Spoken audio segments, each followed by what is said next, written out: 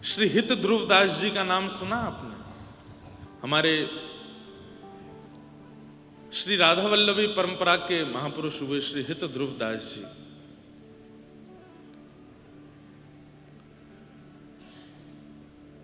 हित ध्रुवदास जी आपको श्रीमन हितरवंश महाप्रभु के ही छोटे पुत्र श्री गोपीनाथ जी से दीक्षा प्राप्त हुई। वे जब वृंदावन आए तो वृंदावन में आकर के भजन करते थे, लेकिन श्री हित ध्रुवदास जी के चरित्र से एक बात सिद्ध होती है कि भजन आपने किया है उसका प्रमाण क्या है कि आप गाने लगोगे, आपके मुख से शब्द प्रकट होने लगेंगे, शब्दावली का प्रादुर्भाव होने लगेगा। ध्यान से सुनिएगा सब लोग। हम नाम जप करते हैं, अपने ठाकुर की सेवा करते हैं, अपनी गुरु कृपा का, गुरु आज्ञा का पालन करते हैं, पर इन सब का प्रमाण क्या कि हमारा भजन बन रहा है या चल रहा है? गायन होने लग जाए, शब्द प्रकट होने लग जाए। अरे गागर जब भरेगी तो छलकने लग जाए। अब कई लोग भजन करते हैं, कई लोगों का नाम जप चलता है, गुरु कृपा से साधना करते हैं, परंतु अपने तक ही रखते हैं, अपना ही कल्याण कर लेते हैं। ना अपनी पत्नी को बदल पाए, ना बच्चों को बदल पाए, ना परिवार को बदल पाए, ना भाई बंधुओं को बदल पाए, ना किसी और जीव पर कृपा कर पाए। भजन तो तब मानो जब आपके भजन से किसी अन्य पर भी उसका असर होने लग जाए, तब समझो कि आप भजन कर रहे हो।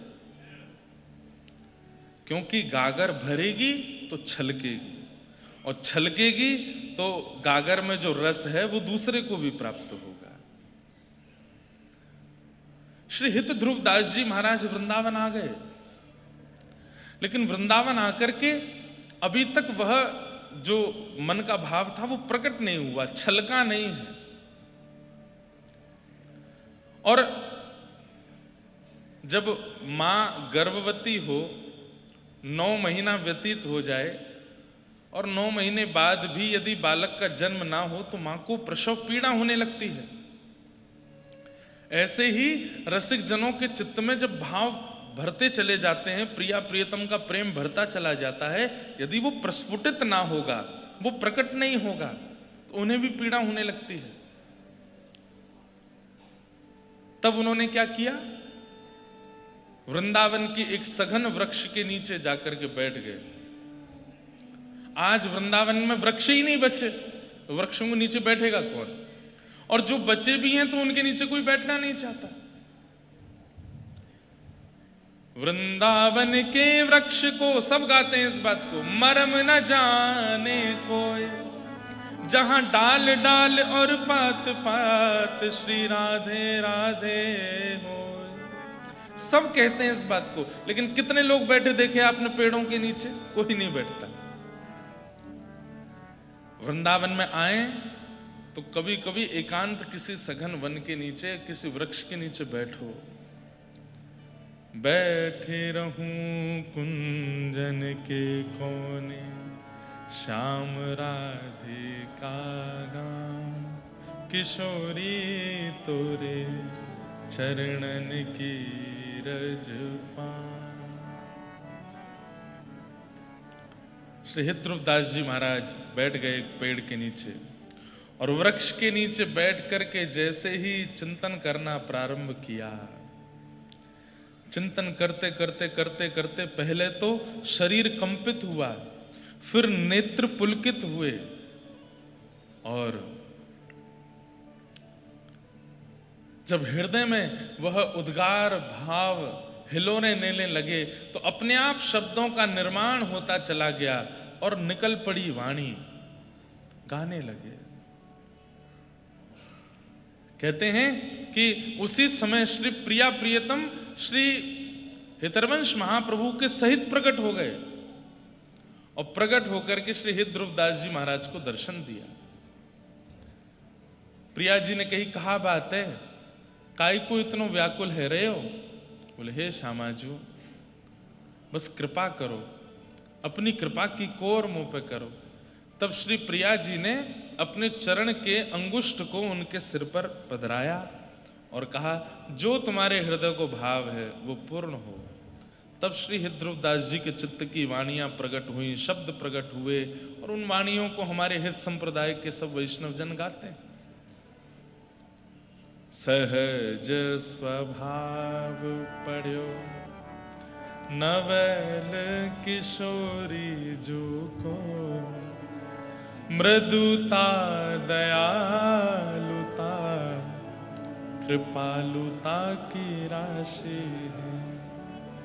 न कहूँ नरेश कहीं भूले हूँ न होत सखी, रहत प्रसन्न सदा ये मुख हासी है। ऐसी सुकुमारी प्यारी लाल जी के प्राण प्राणी, ऐसी सुकुमारी प्यारी लाल जू के प्राण प्यारी। हमारी प्रिया जी को कैसे स्वभाव है। मूल बात हम ये कहना चाहते हैं कि आज वृंदावन में भीड़ तो बहुत हो गई है, पर वृंदावन की आवश्यकता कोई नहीं जानता या वृंदावन की रहनी को कोई नहीं पहचान रहा है। सब गाते हैं बैठी रहूं कुंजन के कने, पर कौन बैठा दिखा है कुंजों के कोने में? कोई भी नहीं। कौन बैठा दिखा है वृक्षों के नीचे? कोई भी नहीं। इसलिए हमने पंचायतन बताए, वृंदावन में आओ तो 5 लोगों को प्रणाम करो। श्री यमुना जी, वृंदावन की रजरानी, वृंदावन के वृक्षवल्लरी, वृंदावन के ब्रजवासी और श्री गोपेश्वर महादेव। इन 5 को वंदन करो, तब ये 5 कृपा करके वृंदावन की रहनी सिखाएंगे। इनकी कृपा से तो वृक्षों को प्रणाम करो। हमारी प्रिया जी कितनी भोली। जगन्नाथ भट्ट नाम के एक व्यक्ति थे, उनकी पत्नी का नाम था किशोरी। क्या नाम था? किशोरी। व्रजमंडल में रहने लगे थे तो बाहर के, किसी कारणवश उनकी पत्नी की मृत्यु हो गई। अब तो मथुरा से निकले रोते रोते, और रोते रोते रोते, हे किशोरी कहाँ हो, हे मेरी किशोरी तुम कहाँ चली गई, मैं तुम्हारे बगैर कैसे रहूंगा, हे मेरी किशोरी तुम कहाँ हो।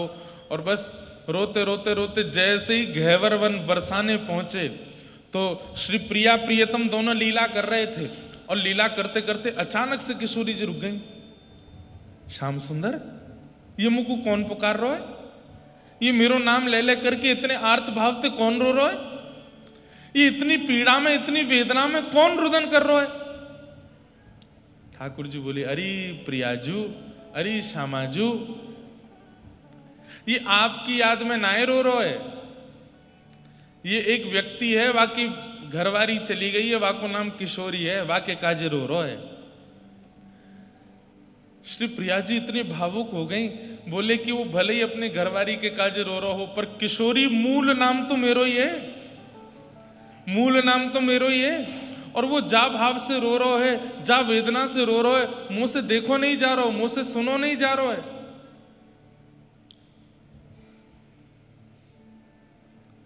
किशोरी जी कह रहे हैं, याकू कृपा करनी है, याकू दर्शन देना है। सोचिए, इतनी बोली कोई है? अपनी पत्नी के नाम लेकर के रो रहा है। किशोरी जी प्रकट हो गई सामने, और प्रकट होकर के वहां पर कृपा कर दी।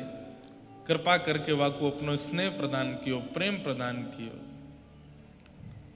सहज स्वभाव पर नवल किशोरी जो को, सहज स्वभाव पर नवल किशोरी जो को, मृदुता दयालुता कृपालुता की राशि।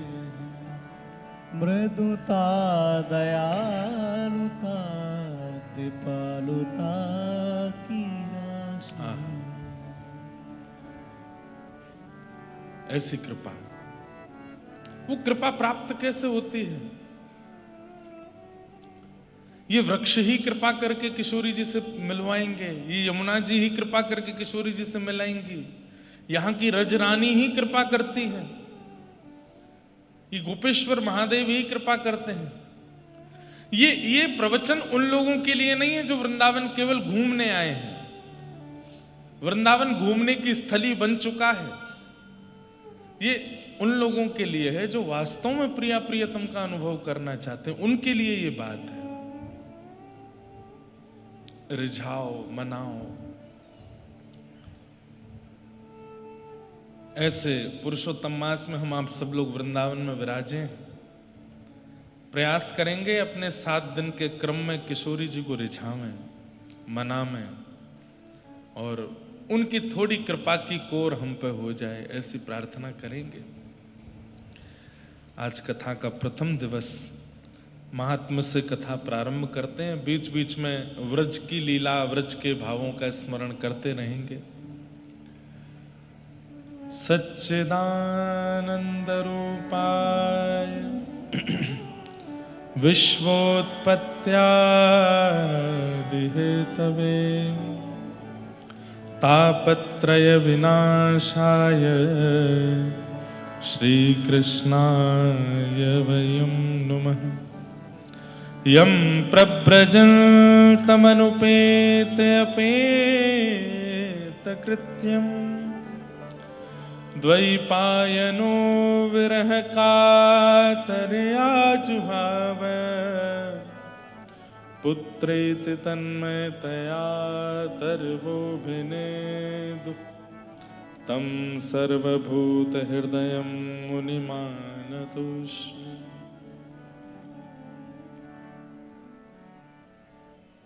सच्चिदानंद रूपाय। भगवान के 3 रूप हैं, सत्य, चैतन्य और आनंद। बिल्कुल सावधानी से सब लोग सुनो। ठाकुर जी का सत्य स्वरूप क्या है? जो ग्रंथ हम लोग श्रवण कर रहे हैं, भागवत जी, भगवान का सत्य स्वरूप है। भागवत जी का आश्रय लोगे, भगवत गीता का आश्रय लोगे, रामचरितमानस का आश्रय लोगे, महाभारत का आश्रय लोगे, आदि आदि ग्रंथों का आश्रय लेने से क्या होगा? ठाकुर जी के रूप का पता चलता है। इसलिए ये सत्य स्वरूप है। सत्य, चैतन्य और आनंद, इन तीनों रूपों में कौन कौन घटित होता है? ध्यान से सुनो। ग्रंथ भगवान का सत्य स्वरूप है, जिससे भगवान के सत्यात्मकम का बोध होता है। हमारे घर में जो ठाकुर जी विराजमान हैं, लड्डू गोपाल हैं, चाहे गिरधर लाल हैं, चाहे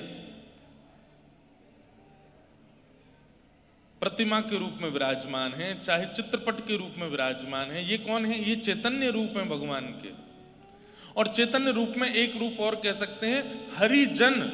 हरि के जो जन हैं, हरि के जो भक्त हैं, वे भी चैतन्य रूप हैं भगवान के।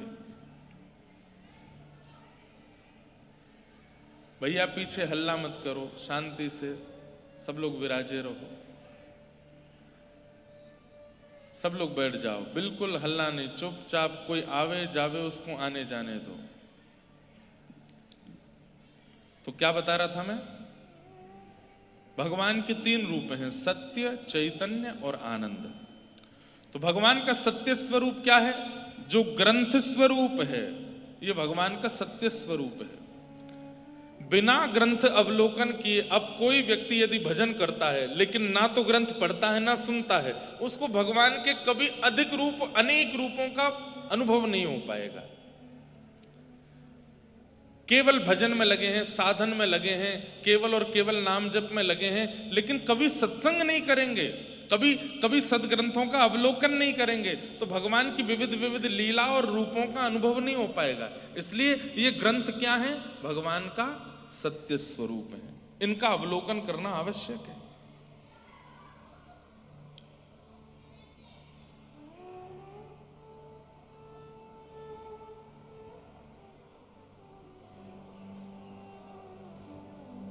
पीछे जाकर के देखो भैया क्या दिक्कत है।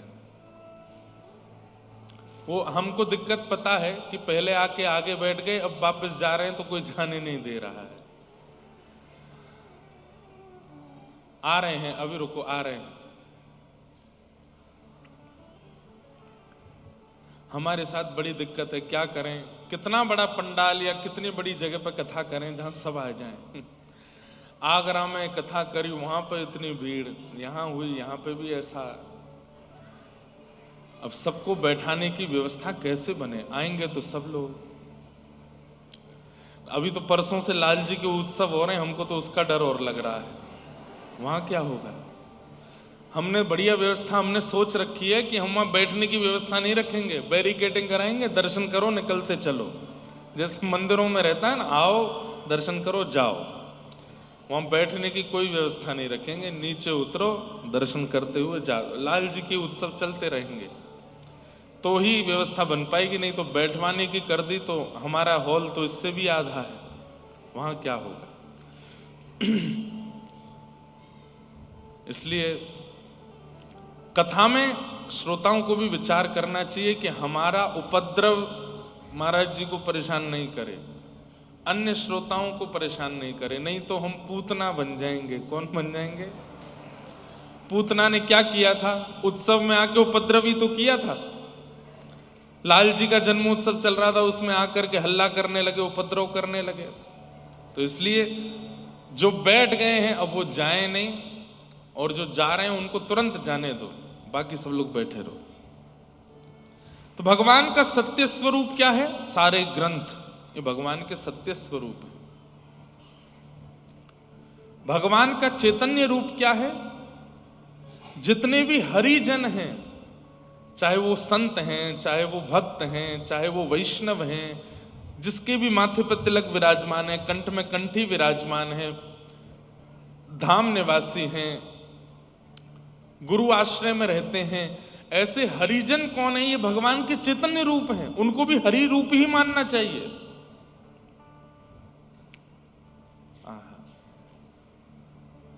उनको भी हरि स्वरूप ही मानना चाहिए।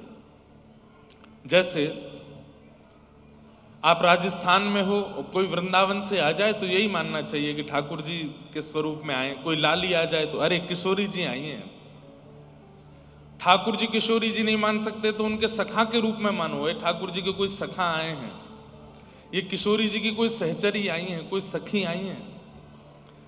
अब आप लोग नाथद्वारा से आए हैं तो नाथद्वारा के भाव से हमारे लिए तो यही है कि या तो अष्ट सखाओं के रूप में आए हैं, या फिर हमारे श्री जी बाबा जिसके चित्त में अनन्य प्रेम है उसके रूप में श्री जी बाबा ही आए हैं, नवनीत प्रियालाल जी ही आए हैं, वृंदावन आए हैं। इसलिए हमने आते ही सबसे पहले स्वागत किया कि आप सबका स्वागत है। क्यों? आप सब उस धाम से आए हैं, तो धाम के जो धामी ठाकुर हैं वो धामियों के चित्त में बैठ के आते हैं। तो ये भगवान का चैतन्य रूप है। चैतन्य किसको कहते हैं? जो जड़ नहीं है, चलते फिरते उठते बैठते स्वरूप को चैतन्य कहते हैं।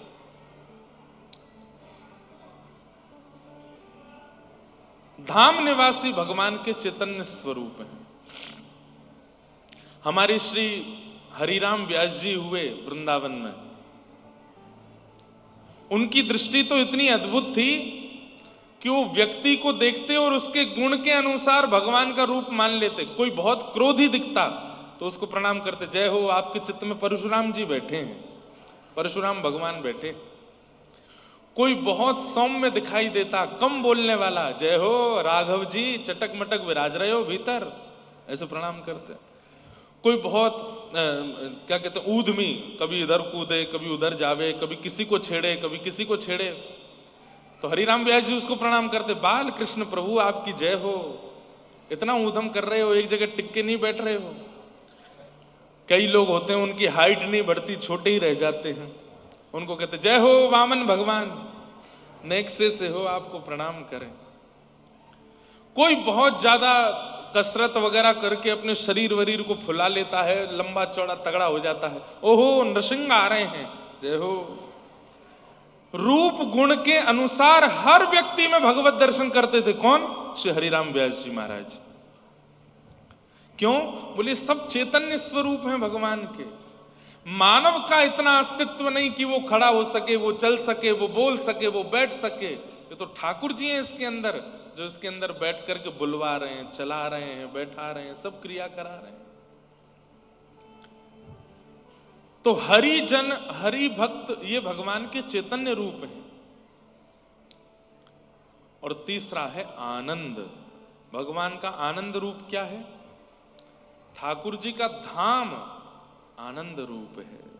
जैसे वृंदावन आनंद रूप है, बरसाना आनंद रूप है, श्री गोवर्धन आनंद रूप है, नाथ द्वारा आनंद रूप है, श्री जगन्नाथपुरी आनंद रूप है, द्वारिका धाम आनंद रूप है, श्री बद्रीनाथ आनंद रूप है। सुख स्वरूप नहीं है, आनंद स्वरूप है। सुख स्वरूप और आनंद स्वरूप में भी अंतर होता है। सुख स्वरूप वो जहां पर व्यवस्थाओं से प्रसन्नता मिलती हो, और आनंद स्वरूप वो जहां पर बिना व्यवस्था के भी प्रसन्न रहते हो।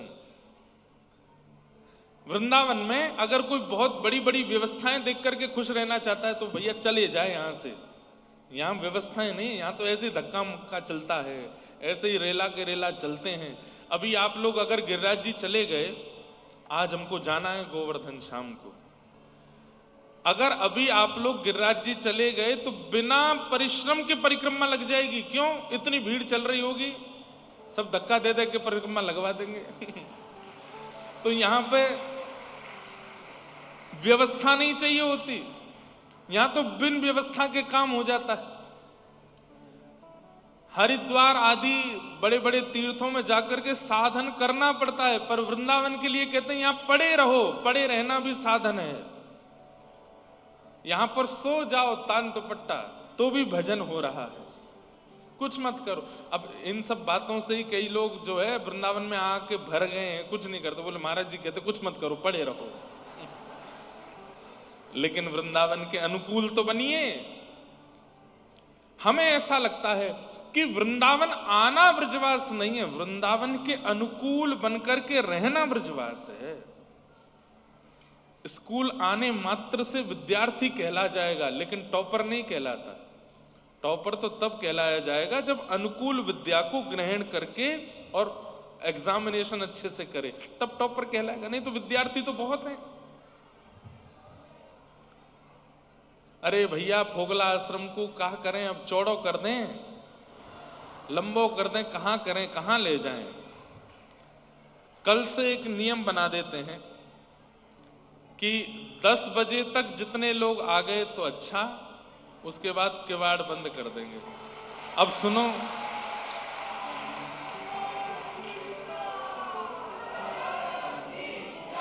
अब दूसरी बात तो सुनो, कल क्या होगा वो सुन लो। सुबह 4 बजे से ही लाइन लग जाएगी। कल एक काम करते हैं, बाहर भी थोड़ी स्क्रीन वगैरह वैसे लग रही होगी कि नहीं पता नहीं मुझे, बाहर लग रही है, बाहर लग रही है। हाँ, तो बाहर भी कूलर वूलर लगवा के बढ़िया व्यवस्था कर देंगे। जो लेट आवे या संख्या यहाँ पर ना बचे तो फिर बाहर बैठ जाएं सब लोग। हैं? वहां पे भी फुल है। चलो कल जमुना जी में कथा करेंगे, वहीं कूद कूद के सुनिए। जमुना जी बढ़िया गहरी है, एक के ऊपर 10-5 लोग बैठ जाना।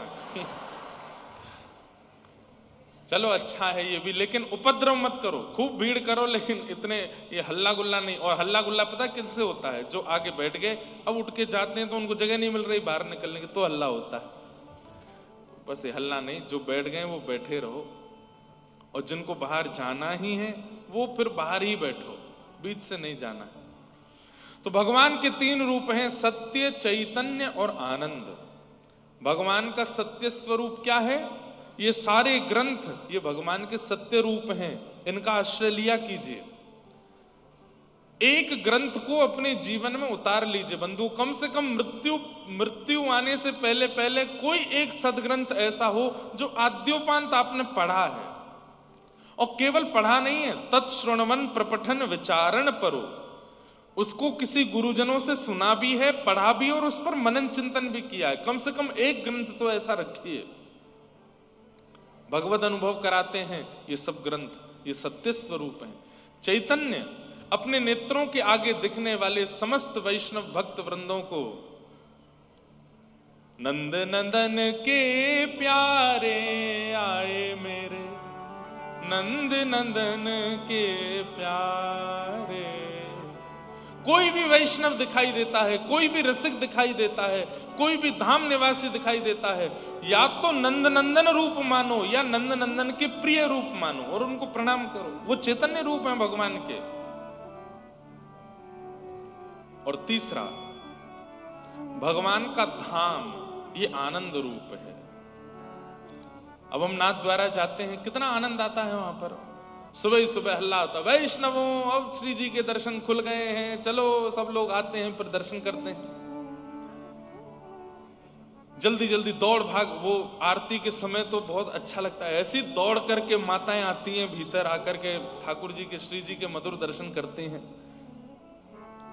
तो धाम क्या है? आनंद रूप है। गिरिराज जी आनंद रूप हैं, जगन्नाथपुरी महाप्रसाद आनंद रूप है, श्री द्वारिका धाम आनंद रूप है। सच्चिदानंद रूपा, ये तीन भगवान के रूप हैं। ग्रंथ, हरिजन और हरिधाम, इन तीनों को जीवन में उतारने का प्रयास कीजिए। इन तीनों का आश्रय समय समय पर लेने का प्रयास कीजिए। यही भगवान के तीन रूप है, सच्चिदानंद रूपाय। विश्वोत्पत्त्यादि हेतवे, विश्व की उत्पत्ति, विश्व का पालन, विश्व का संहार करने वाले, तापत्रय विनाशाय, तीन प्रकार के तापों का नाश करने वाले श्री कृष्णाय वयम नमः। एक बात याद रखिए, कृष्ण भक्त, श्री जी का भक्त, वृंदावन का भक्त यदि संसारी विषय के वजह से रो रहा है तो उसको कृष्ण भक्ति छोड़ देनी चाहिए। कृष्ण प्रेमी कभी संसारी विषय के लिए नहीं रोता है। कृष्ण प्रेमी केवल उनके विरह में रोता है, उनकी याद में रोता है, उनकी स्मृति में रोता है। वो संसार के किसी विषाद के कारण, संसार की कोई दिक्कत के कारण, संसार में होने वाले शारीरिक, मानसिक, बौद्धिक या फिर पारिवारिक कष्टों के कारण कभी नहीं रोता है। क्यों? तापत्रय विनाशाय, ये श्री कृष्ण का गुण है कि उनकी शरण में आने वाले को फिर संसार के ताप सताते नहीं। सताते तो हैं लेकिन वो उनसे परेशान नहीं होता, वो उनसे पीड़ित नहीं होता। उसकी पीड़ा का कारण केवल श्री कृष्ण न मिले ये रहता है और कुछ नहीं। घर में कोई दिक्कत हो गई, कोई बात नहीं। पैसे कम हो गए, कोई बात नहीं। शारीरिक पीड़ा हो गई, कोई बात नहीं। अरे कहां तक कोई छोड़ के चला गया, कोई बात नहीं, इनका भगवत नाम गमन हुआ है। इस प्रकार से अपनी समस्त व्यवस्थाओं को स्वीकार करता है। लेकिन रुदन के लिए जब बात आती है तो रुरुदुः स्वस्वरम राजन कृष्ण दर्शन लालसा। रोना केवल, रुदन केवल, विरह केवल, विषाद केवल कृष्ण विरह में हो और किसी काम के लिए नहीं। अगर कोई कृष्ण कृष्ण भजता है, गले में कंठी पहनता है, सिर पर उर्दपुंड लगाता है और रो रहा है, और कारण पूछा गया क्यों रो रहे हैं, कारण क्या बताया? हमारा बेटा हमारी बात नहीं सुनता इसलिए रो रहे हैं, हमारा धंधा अच्छा नहीं चल रहा है इसलिए रो रहे हैं, हमारे परिवार में ये पीड़ा है इसलिए रो रहे हैं। वो कृष्ण भक्त नहीं हो सकता। या फिर ऐसा कह लें, उसने भक्ति की पर ठाकुर जी ने उसको स्वीकार नहीं किया। क्यों? क्योंकि ठाकुर जी का गुण है तापत्रय विनाशाय। वो संसार के तापों को नाश करते हैं। तापों का नाश करने का मतलब क्या है? ताप तो जीवन में आएगा लेकिन आप विचलित नहीं होगे। मैं तो गोविंद रा गुण गासूं, राणा जी रूठे तो मने खाए करिसु। मीराबाई कहती, मीराबाई को कष्ट देने में क्या कमी छोड़ी थी राणा ने? लेकिन मीराबाई से कोई कहता आप फिर भी हंसती रहती हो, बोले कष्ट किसको देता है? शरीर को देता है, और शरीर तो यही शरीर संसार में रह जाना है। मैं तो नित्य मुक्त शुद्ध आत्मा हूं, कृष्ण को आत्मा से प्राप्त कर लूंगी। चरणामृत नेम हमारा, चरणामृत नेम हमारा, मैं तो नित उठ दर्शन पासूं, वो मैं तो नित उठ दर्शन पासूं। मैं तो गोविंद रा गुण गासूं, राणा जी रूठे तो मने काय करसूं। मैं तो गोविंद रा गुण गासूं, राणा जी रूठे तो मने काय करेसूं। और मेरी सबसे अच्छी पंक्ति, अब ये राणा कौन है? संसार के विषय जो हमें परेशान करते हैं उनके लिए मीराबाई कह रही है, रूठे तो रूठे, ये परेशान करें तो करें, हम ठाकुर जी का भजन कैसे छोड़ दें? भाई मां अपने पुत्र से कैसा प्रेम करती है। मां को बुखार आ जाता है, रात्रि में बुखार आ जाता है, फिर भी पता है सुबह बेटा को स्कूल जाना है तो उठती है, फिर भी रोटी बनाती है, उसका टिफिन लगाती है। सिर दर्द हो रहा है, सिर पकड़ के बैठती है, बांध करके अपने पुत्र को तैयार करती है, उसके शूज पॉलिश करेगी, उसके गले में थर्मस लटका देगी, बैग लटकाएगी, उसको स्कूल भेजती है। पत्नी क्या करती है? स्वयं पीड़ा में होगी, लेकिन पता है कि पति को आज जाना है तो सब उसकी व्यवस्थाएं करती है। ठाकुर जी के संबंध में फिर हम त्याग क्यों कर देते हैं? आज हम भजन नहीं कर पाए, आज हमारी माला नहीं हो पाई, आज हम सेवा नहीं कर पाए, आज हम धाम नहीं जा पाए, आज हम कथा नहीं सुन पाए। क्यों? पेट में दर्द हो रहा है, सिर में दर्द हो रहा है। ये तो पेट सिर दर्द वो बातें जो मैं मन से कह सकता हूं। और भी संसार के कई विषाद हैं जो रोकते हैं हमको, और उनसे हम रुक करके ठाकुर जी का त्याग कर देते हैं। नहीं, प्रेमी ऐसा नहीं करते। प्रेमी तो चाहे संसार अपना काम कर रहा है, मेरे कर्म प्रारब्ध अपने काम कर रहे हैं, मैं ठाकुर जी को भजूं, मुझे उसका त्याग नहीं करना।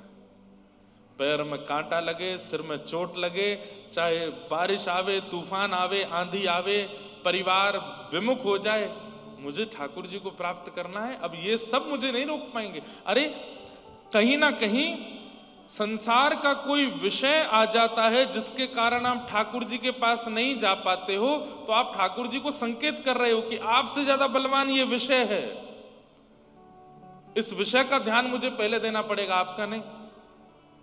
हम व्यास मंच पर कथा करने आते हैं, 20 दिक्कतें हमारे साथ में चल रही होती हैं। परिवार का कुछ है, कहीं का कुछ है, कहीं किसी ने कुछ कह दिया, किसी को कुछ बुरा लग गया, किसी ने हमारे बारे में कुछ, कहीं अखबार में कुछ गलत सलत छाप दिया। आगरा में तो पता ही नहीं 7 दिन कितनी न्यूज छपी है, ऐसा कर दिया, यहाँ ये हो गया, यहाँ पर इतने ये कर दिए, आए दिन कितने विषाद। अब उन विषादों का चिंतन करके आऊंगा तो मैं कथा कभी नहीं कर पाऊंगा।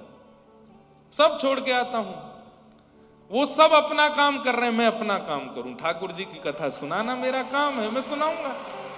ठाकुर जी का विषय प्रस्तुत करना मेरा काम है, वो मैं करूंगा। और ठाकुर जी को हम ये दिखा देते हैं कि नाथ ये सब पीड़ाएं बड़ी नहीं हैं, आप सबसे बड़े हो, आपका त्याग थोड़ी करेंगे हम।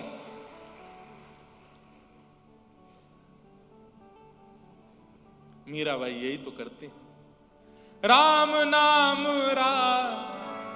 जहाज चला स्या, राम नाम जहाज चला सा, मैं तो भव सागर तर जासूं, मैं तो भव सागर तर जासूं।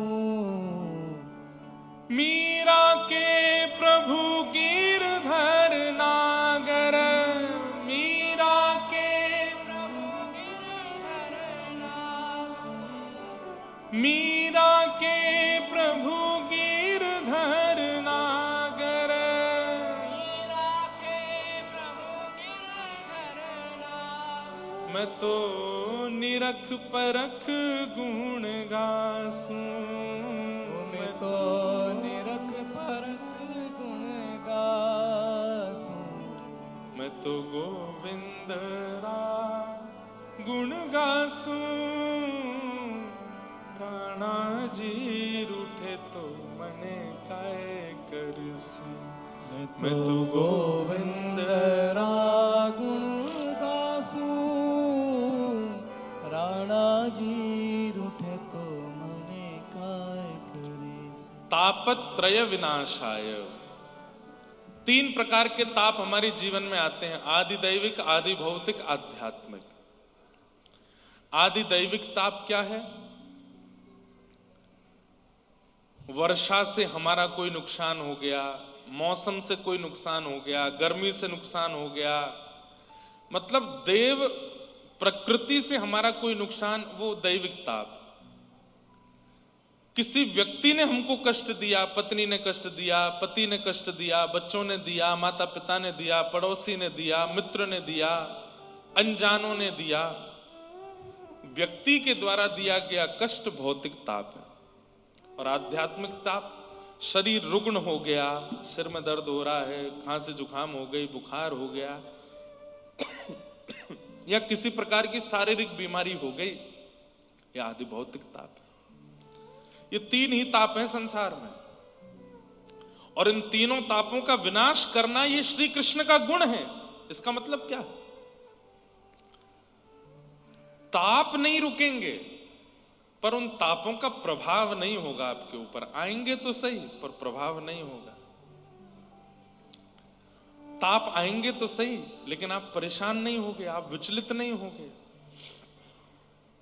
ये ठाकुर जी का स्वरूप है, स्वभाव है। और यदि फिर भी कोई विचलित हो रहा है तो वो अपना प्रमाण दे रहा है कि मैं कृष्ण भजन नहीं करता हूं, मैं श्री जी का भजन नहीं करता, मैं लाडली जी का भजन नहीं करता, मैं लाल जी का भजन नहीं करता, इसीलिए संसार का विषाद मुझे परेशान कर रहा है।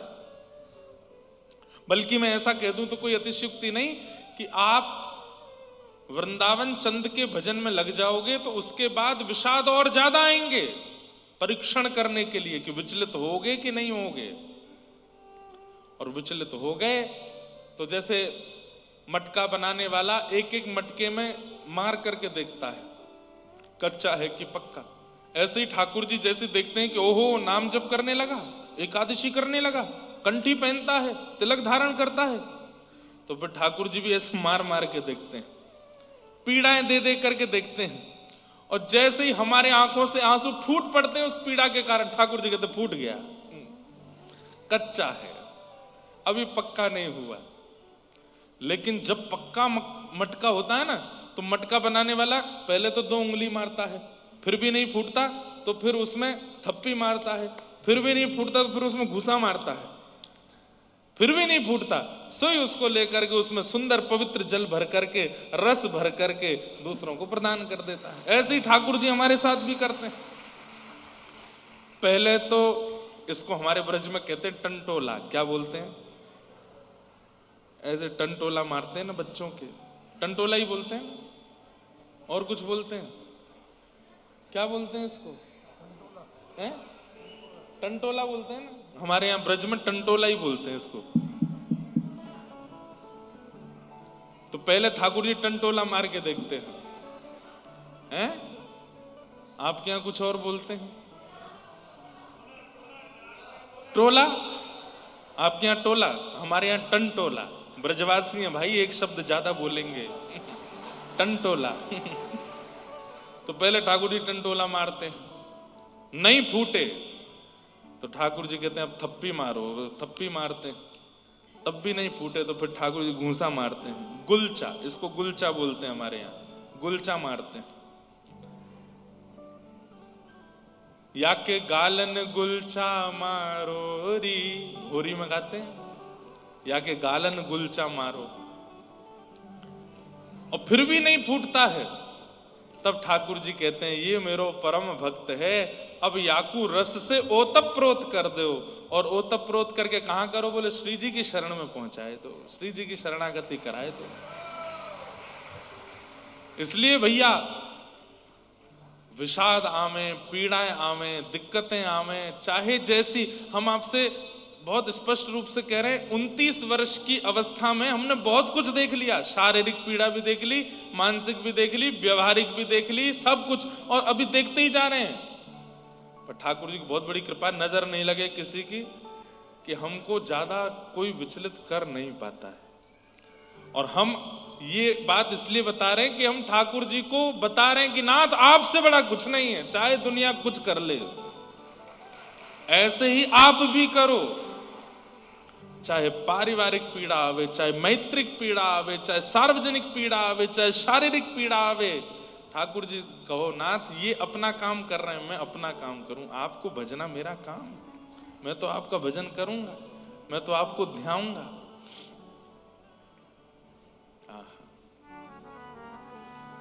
तापत्रय विनाशाय श्री कृष्णाय वयम नुमः। श्री कृष्णाय, अब देखो कितनी सामान्य सी बात है कि अर्जुन के सामने पूरी महाभारत की सेना खड़ी है कौरवों की, और सब धनुष बाण ले लेकर के तान के अर्जुन को मारने के लिए खड़े हैं। उस समय अर्जुन चाहता, पहले यही हुआ कि धनुष बाण छोड़ दिए, मैं युद्ध नहीं करूंगा। भगवान ने फिर कहा कि अरे कायरों जैसी बात मत कर, धनुष बाण उठा, युद्ध कर। लेकिन उस समय अर्जुन चाहता तो भगवान से कह सकता था कि नाथ ऐसा कुछ करो कि युद्ध करना ना पड़े और सब समाधान हो जाए। आप परमात्मा हो, भगवान हो, आपकी इच्छा से सब संभव है। लेकिन अर्जुन ने ऐसा कहा तो होगा, लेकिन ठाकुर जी ने मना किया, ना तुम युद्ध करो, युद्ध तुम्हें करना पड़ेगा। और भगवान ने पूरे 18 दिन तक युद्ध करवाया अर्जुन से, एक एक जगह पसीना एक करवा दिए, उसको चाह करके भी चुटकियों में निकाल दिया हो, ऐसा नहीं किया, युद्ध करवाया। ऐसे ही विषादों से भागिए मत, युद्ध कीजिए, लेकिन ठाकुर जी का आश्रय मत छोड़िए, क्योंकि विषाद बड़े नहीं है, ठाकुर जी ज्यादा बड़े, ठाकुर जी ज्यादा श्रेष्ठ है। ओ मारा गिरधर लाल थारो नचायो नाचूं रे, मारा गिरधर लाल थारो नचायो नाचूं रे। जा रंगरा कपड़ा पहरावे, वैसो ही स्वांग बनाऊं। जा रंगरा कपड़ा पहनावे, वैसो ही स्वांग बनाऊं। जा रंगरा कपड़ा पहरावे, वैसो ही स्वांग बनाऊं। जा रंगरा कपड़ा पहरावे, वैसो ही स्वांग बनाऊं। हो मारा गिरधर लाल थारो नचायो नाचूं रे, मारा गिरधर लाल थारो नचायो नाचूं रे। मारा गिरधर लाल थारो नचायो नाचूं रे, मारा गिरधर लाल थारो नचायो नाचूं रे। ओ मैं तो थारो नचायो नाचूं, मैं तो थारो नचायो नाचूं। मैं तो थारो नचायो नाचूं। मैं तो थारो नचायो नाचूं रे। ओ मारा नट राजा थारो नचायो नाचूं रे, मारा नट राजा थारो नचायो नाचूं रे। हे थारे घर में रहूं निरंतर निरंतर थारी हाट चलाऊं, तारे घर में रहूं निरंतर थारे खाक चलाऊं, थारे धन से थारे जन की, थारे धन से थारे जन की, ओ थारे धन से थारे जन की, थारे धन से थारे जन की, मैं सेवा टहल बनाऊं बनाऊं मारा गिरधर लाल, थारो नचायो नाचूं रे, मारा गिरधर थारो नचायो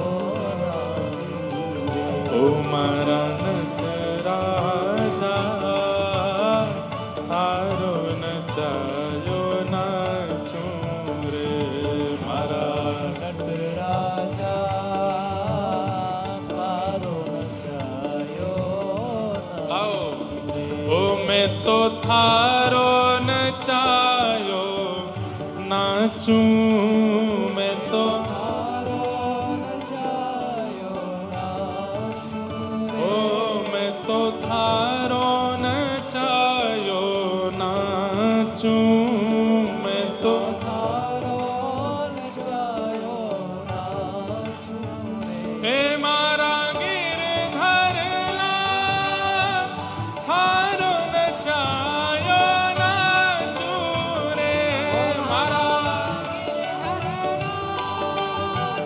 थारो नचायो नाचूं रे, हे मारा नट राजा, थारो नचायो नाचूं रे, मारा नट राजा थारो नचायो नाचूं रे, हे रूखा सूखा जो कछु देवे, थारे ही भोग लगाऊं,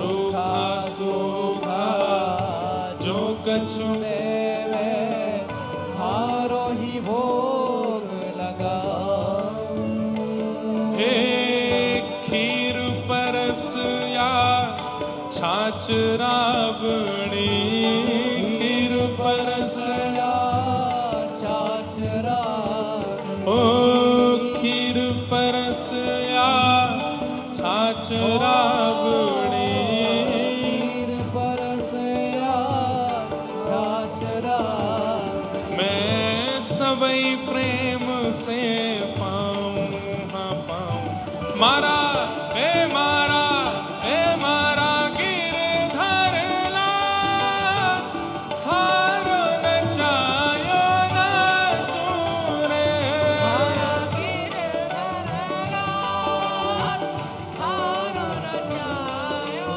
नाचूं रे, हे मारा नट राजा, थारो नचायो नाचूं रे, मारा नट राजा थारो नचायो श्री राधा गिरधर लाल की जय हो।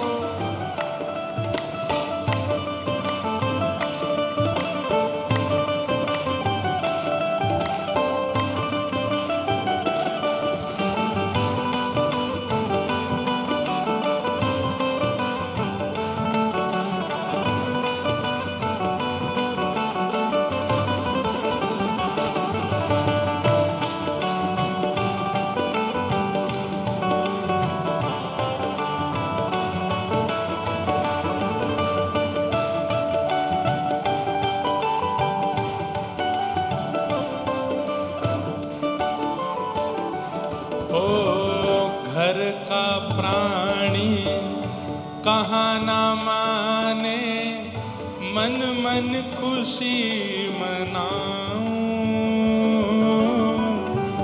हर का प्राणी कहाँ न माने, मन मन खुशी मनाऊं। हर का प्राणी कहाँ न माने, मन मन खुशी मनाऊं। हर का प्राणी कहाँ न माने, मन मन खुशी मनाऊं।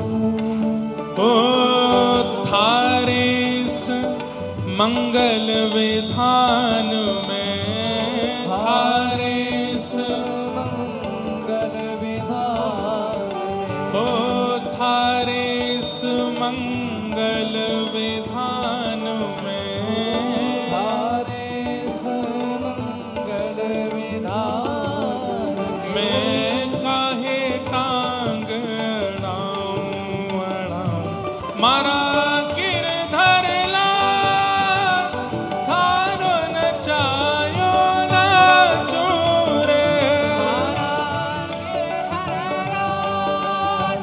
थारो नचायो नाचो रे। हे मारा गिरधर लाल, थारो नचायो नाचो रे। थारो नचायो नाचो रे। जो तू ठोकर मार गिरावे, लकड़ी जो गिर जाऊं। जो तू ठोकर मार गिरावे, लकड़ी जो गिर जाऊं। ओ, जो तू ठोकर मार गिरावे, लकड़ी जो गिर जाऊं। जो तू ठोकर मार गिरावे, लकड़ी जो गिर जाऊं। और हे जो तू माथे ऊपर बिठावे, जो तू माथे ऊपर बिठावे, हाँ, जो तू माथे ऊपर बिठावे, जो तू माथे ऊपर बिठावे, तो मैं हूँ ना शर्माऊं हमारा। मारा है मारा, है मारा गिरधर लाल, थारो नचायो नाचो रे। थारा गिरधर लाल, थारो नचायो नाचो रे। हे मारा नटराजा, थारो नचायो नाचो रे। हमारा नटराजा, थारो नचायो नाचो रे। उल्टा सुलटा जो कछु कर ले, मंगल रूप लखाऊं। उल्टा सुलटा जो कछु कर ले, मंगल रूप लखाऊं।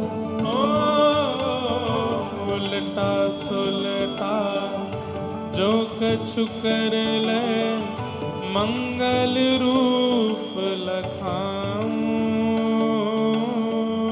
उल्टा सुलटा जो कछु कर ले, मंगल रूप लखाऊं। ये पूर्ण शरणागति इसी को कहते हैं सरल भाषा में। हे नाथ, आप जो चाहे हमारे साथ करो, हमें सब